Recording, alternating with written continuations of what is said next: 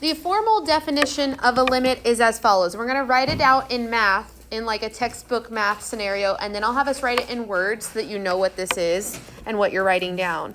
The textbook definition of a limit is a limit as x approaches some number c for the function f of x will be equal to the number L if and only if, that's not a typo, that is 2 f's in a row.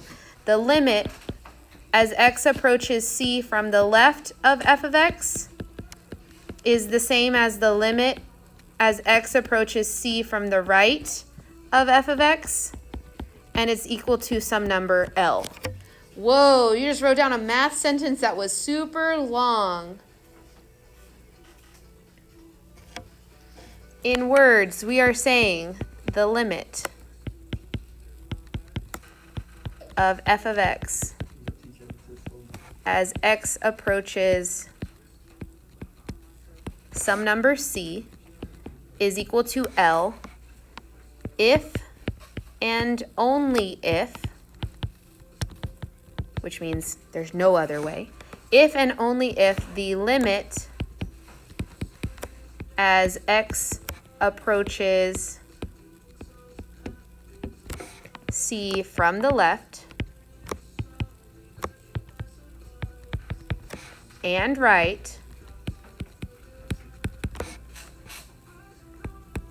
of f of x are both L.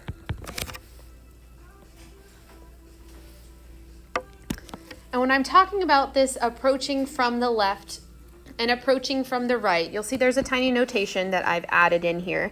And we're talking about approaching from the left, I use a subscript of a little negative on my limit approaching number to show that it's coming from the left.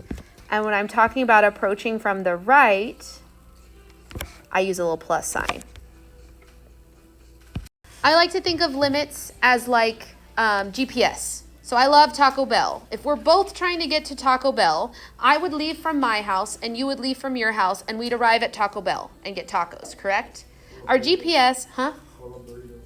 Well, we could get burritos too. I would get specifically a Crunchwrap Supreme if we're being particular. But in general, if we're going to the same place, we're going to Taco Bell, and I'm coming from this direction and you're coming from this direction, we're trying to make sure we arrive at the same place. That's what limits from the left, me driving in with my GPS, and you driving in with your GPS from the right. That's what I'm saying. Do we show up at the same Taco Bell? Right? That's what limits are. If the left side limit and the right side limit arrive for us at Taco Bell, then the limit is at Taco Bell. Amazing. Here's a little, just a warning for you, and it's going to happen once or twice. You are not allowed to have naked limits.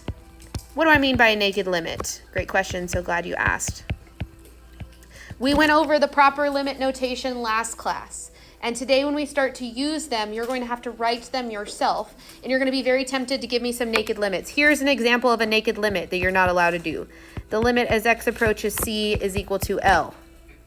What is it missing? Gasp. That's a naked limit. You can't do that. You forgot. The name of the function. F or G or H. Another example of a naked limit that you're going to be so tempted to do is doing this. What is that one missing? Our approaching number. Another gasp. It's not even a limit. I don't know what I'm approaching. No naked limits. It should have all parts at all times. That's our proper limit notation.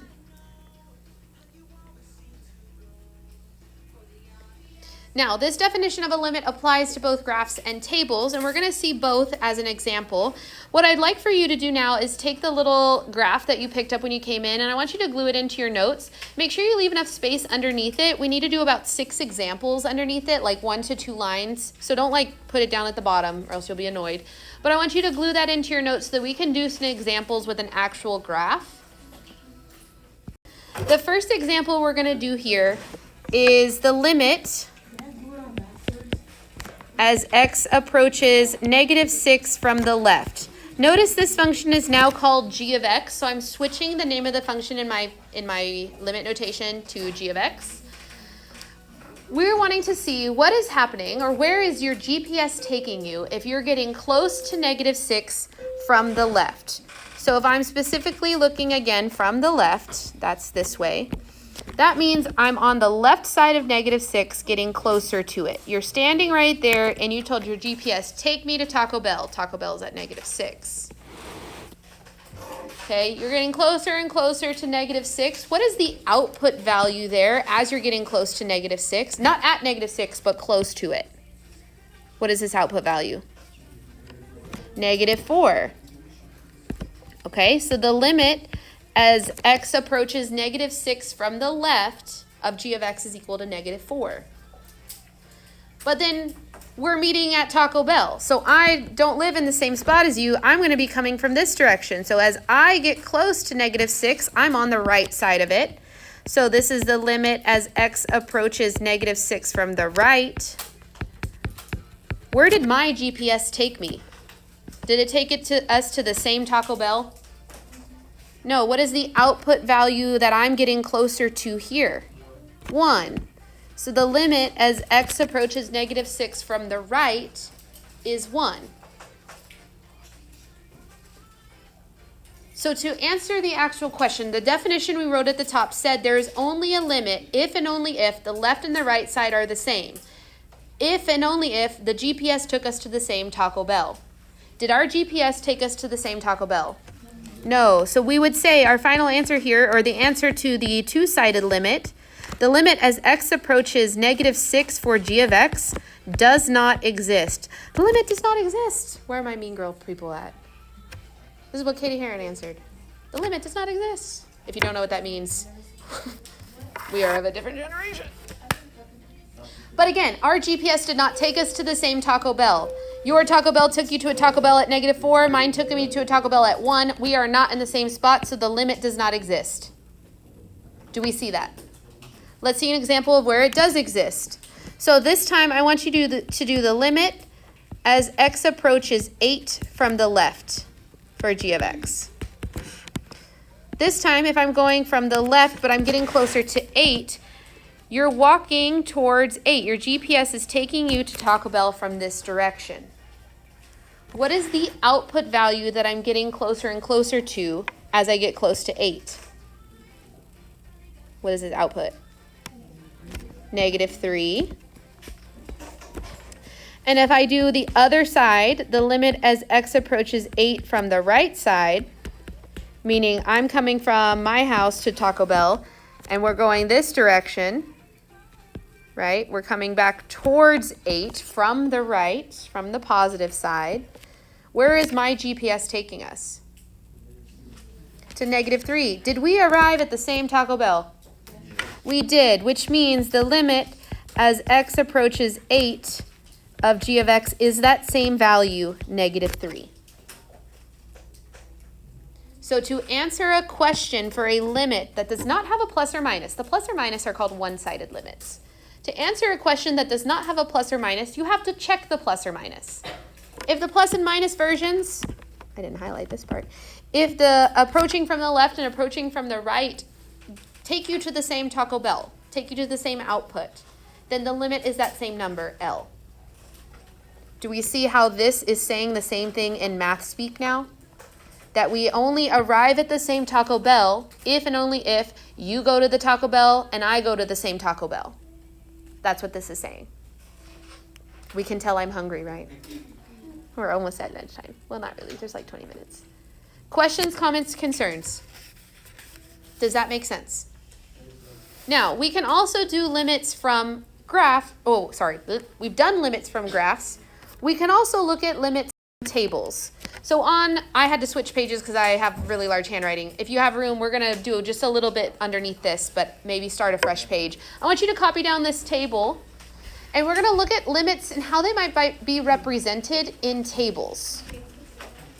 Here's what I want us to notice, because we can also ask limits questions from a table. Our end goal is to be able to answer what the limit at -7 is. To answer the question, what is the limit of this function f of x at -7, we first have to look at what's happening from the left side of -7 for f of x. Then we will look on the right side of -7 for f of x, and then be able to answer the question, of what's happening at exactly, well, as the limit approaches -7, because we will have looked at both the left side and the right side. We're going to see if our GPS in this table is taking us to the same number. So if we're looking at this table and we're first wanting to answer the question, what's happening as we approach -7 from the left? That means from numbers less than -7. So we're actually reading the table this direction, which is weird. But if you notice, as we get closer to 7 from less than 7, actually these are negative numbers. You're so right. It should be this direction. I hope you didn't write in colors. I know, I'm the worst. Okay, what's happening to the output values? What are we getting closer and closer to as we approach -7 from below -7? To 2.6, correct? That looks pretty good. Now let's look at the numbers from above, from the right of -7. Boop. What's happening to the outputs there? What are they getting closer and closer to? 2.6, because I'm going from 0.596 to 0.598. That's getting larger. It's getting very, very close to 2.6. Okay, interesting. Which for us, what does that mean now about the limit as x approaches -7? It's also 2.6. Now here's what's interesting about the graph example that I didn't quite show you yet, or this table example. Even if this part said -7, 18 or whatever number, even if it didn't say 2.6, do you see that these numbers are getting close to 2.6 and these numbers are getting 2.6? So it doesn't matter what's actually happening at that value. We're looking at the limit. So as long as our GPS is taking us to the same Taco Bell, whether the Taco Bell is there or not, we arrived at the same place. Yes? So even if this said, so even if the output at -7 was different from 2.6, the limit would work. Because we're looking at what's happening as we get close to that number, not necessarily what's happening at that number. That is a different topic that's coming up soon. We're doing limits.